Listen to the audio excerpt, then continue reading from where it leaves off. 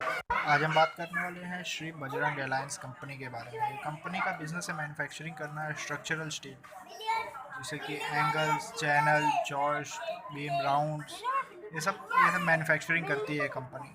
आगे चलते हैं और भी जान लेते हैं कंपनी के बारे में। कंपनी का मार्केट कैप 235 करोड़ है। अभी जो करंट प्राइस चल रहा है मार्केट में इस कंपनी का वो 261 रुपीज़ है।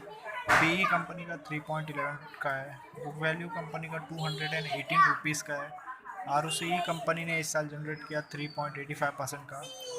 आरओई कंपनी ने इस साल जनरेट किया लगभग 22.7% का। डेप्ट टू इक्विटी बहुत कम है कंपनी का, लगभग 0.14 का। प्रॉफिट आफ्टर टैक्स कंपनी ने जनरेट किया 75.6 करोड़ का। अर्निंग पर शेयर कंपनी ने अच्छा खासा जनरेट किया लगभग 84.2 रुपीज़ का। कंपनी के ऊपर कर्जा, इसको हम लोग शॉर्ट और लॉन्ग टर्म डेब्ट बोलते हैं, दोनों मिला के कंपनी के ऊपर कर्जा है 26.8 करोड़ का। कंपनी के पास कैश और बैंक बैलेंस, इसको हम लोग कैश इक्विवेलेंट बोलते हैं, वो दोनों मिला के कंपनी के पास है 0.17 करोड़ का। कंपनी ने इस साल टोटल सेल्स करके दिखाया लगभग 214 करोड़ रुपीज़ का। अच्छा खासा सेल्स किया कंपनी ने। क्वार्टरली रिजल्ट जान लेते कंपनी का। दिसंबर क्वार्टर में कंपनी ने सेल्स किया 99 करोड़ का, जिसमें प्रॉफिट बिफोर टैक्स रहा 4 करोड़ का। प्रॉफिट आफ्टर टैक्स रहा 15 करोड़ का। अर्निंग पर शेयर रहा 16.33 रुपीज़ का। मार्च क्वार्टर में कंपनी ने सेल्स किया 81 करोड़ का, जिसमें प्रॉफिट बिफोर टैक्स रहा 7 करोड़ का। प्रॉफिट आफ्टर टैक्स कंपनी ने जनरेट किया 18 करोड़ का। अर्निंग पर शेयर कंपनी ने अच्छा खासा जनरेट किया 20.43 रुपीज़ का। जून क्वार्टर में कंपनी ने सेल्स किया लगभग 16 करोड़ का, जिसमें प्रॉफिट बिफोर टैक्स रहा 1 करोड़ रुपीज़ का। प्रॉफिट आफ्टर टैक्स रहा 21 करोड़ का। अर्निंग पर शेयर रहा 23.46 रुपीज़ का। सितंबर क्वार्टर में कंपनी ने सेल्स करके दिखाया 54 करोड़ का, जिसमें प्रॉफिट बिफोर टैक्स रहा 6 करोड़ का। प्रॉफिट आफ्टर टैक्स रहा 22 करोड़ का।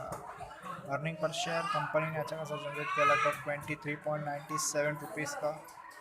ये कंपनी हर क्वार्टर अच्छा खासा सेल्स करके दिखा रही है, आप देख ही सकते हो। क्वार्टर दर क्वार्टर कंपनी अपना प्रॉफिट भी बढ़ा रही है और उसकी वजह से अर्निंग पर शेयर भी बढ़ रहा है। आगे चलते हैं प्रॉफिट एंड लॉस स्टेटमेंट जान लेते हैं कंपनी का। 2018 में कंपनी ने सेल्स किया 101 करोड़ का, जिसमें प्रॉफिट बिफोर टैक्स रहा 2 करोड़ का। प्रॉफिट आफ्टर टैक्स रहा 9 करोड़ का। अर्निंग पर शेयर रहा 10.08 रुपीज़ का।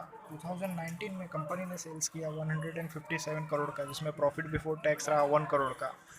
प्रॉफिट आफ्टर टैक्स रहा 20 करोड़ का। अर्निंग पर शेयर रहा 21.72 रुपीज़ का।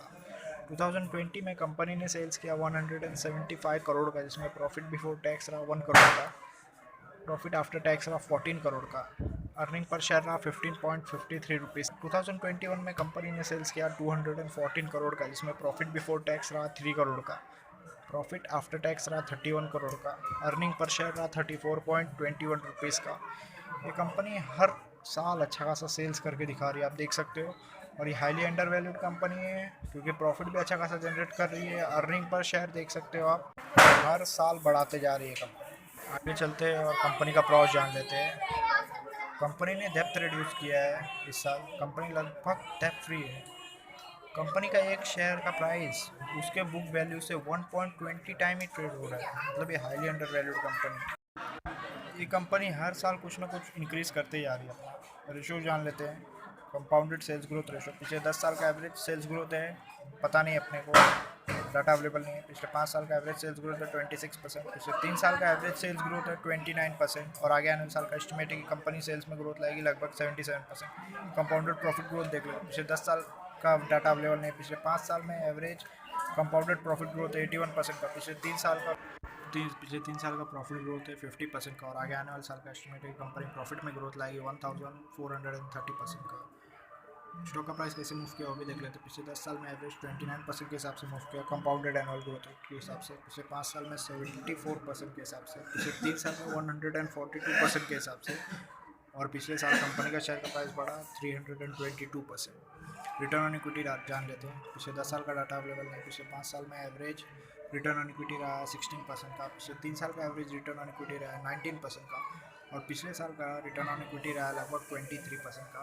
आगे चलते हैं और शेयर होल्डिंग पैटर्न जान लेते हैं कंपनी का।